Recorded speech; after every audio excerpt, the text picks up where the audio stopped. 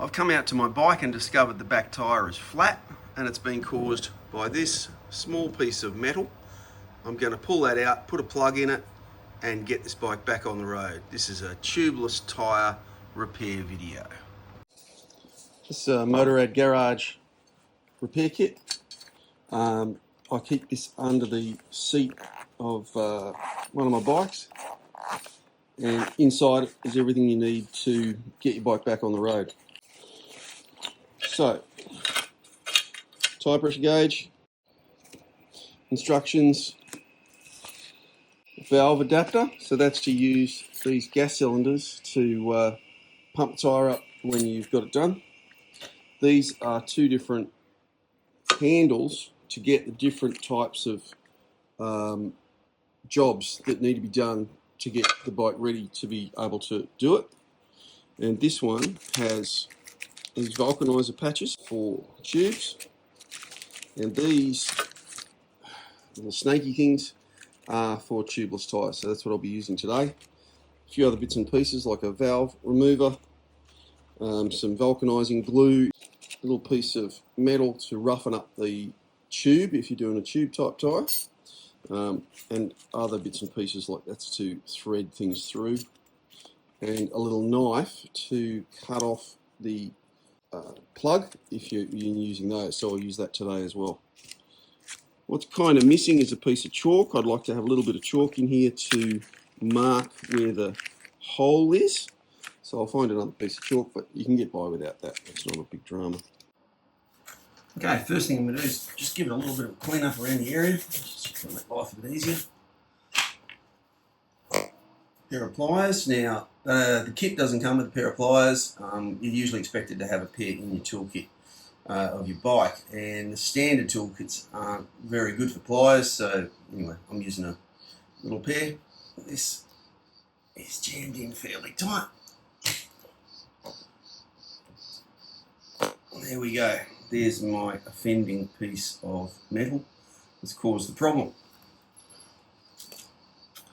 Little piece of chalk that I found. I'm just going to mark the hole so I can find it again. Which will do the job. Normally you do a little circle if you've ridden a road bike tyre, but this is an adventure bike tyre and it's getting in the way. Next job is to take this tool, this handle, and ream out the hole. So you make the hole actually bigger. And so this is going to go in like this.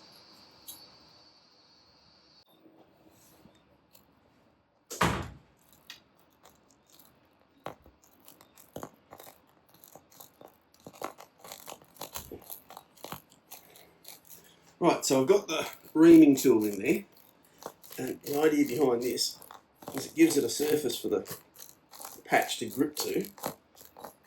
So ream it in and out to get the right size hole and give it something to bind to. Now, this was actually really hard work getting this in. Again, so if you can just inflate the tyre a little bit, keep going because you've just got a little bit of low pressure, and get it to a workshop to get it fixed, that's probably a much better idea. But if you're stuck and you have to do this, that's the procedure.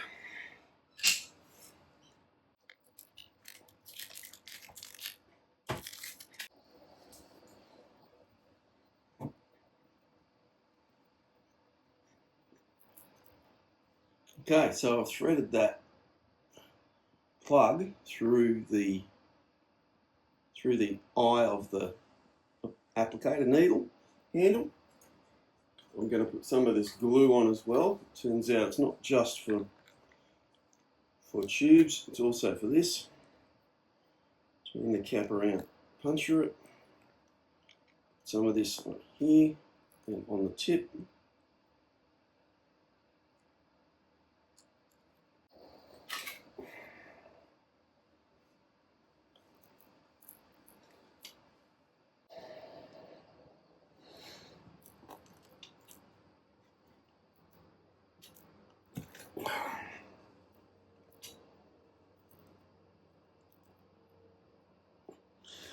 You push it in.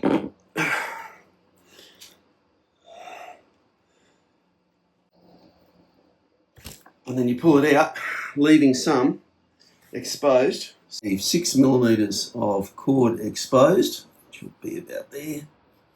And I'm just going to cut off that in bit,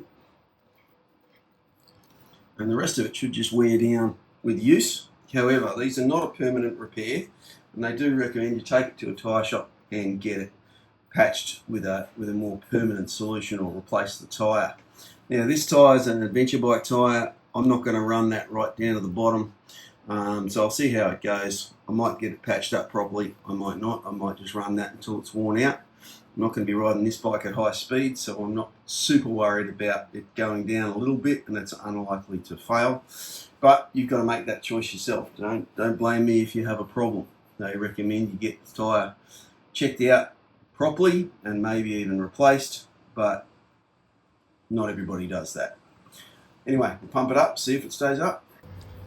So to do this part, you need the adapter here to inflate your tyres. You need some of these gas canisters to get a bit of air into the tyre. And in this particular case, I'm going to be wearing gloves, because if you don't wear gloves, these things get really cold and they can actually freeze, and they can actually hurt your fingers. So sometimes they come with a little sleeve, but just use your riding gloves if you're out on the road. You back this off, because this punches the end of the gas cylinder to let the air in. I'm going to attach that to that. I'm going to attach this to here. Right. Now you can actually try not to hang on to the gas cylinder.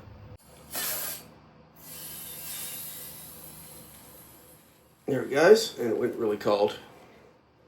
And you'll need a few of these to inflate the tyre. And once you've done that, you can just remove that one. You can get more of these from bike shops or online. Put a few of these in and off you go. Now, I'm at home, so I've done this as a demonstration, but I'm just going to get a compressor out. If you've got an onboard compressor that you can use, you can plug into your bike. That's probably a better way to do it than with the gas cylinders, but these will get you out of trouble. They will get you off to somewhere where you can get a compressor on there. But if you've got a big bike, chances are carrying enough of these to get decent pressure in is going to be pretty hard, but it'll get you enough just to get you going again. A little bit of soapy water can sometimes give you bubbles if it hasn't sealed properly, and that looks pretty good. Pretty happy with that. I'll check it again in a little while.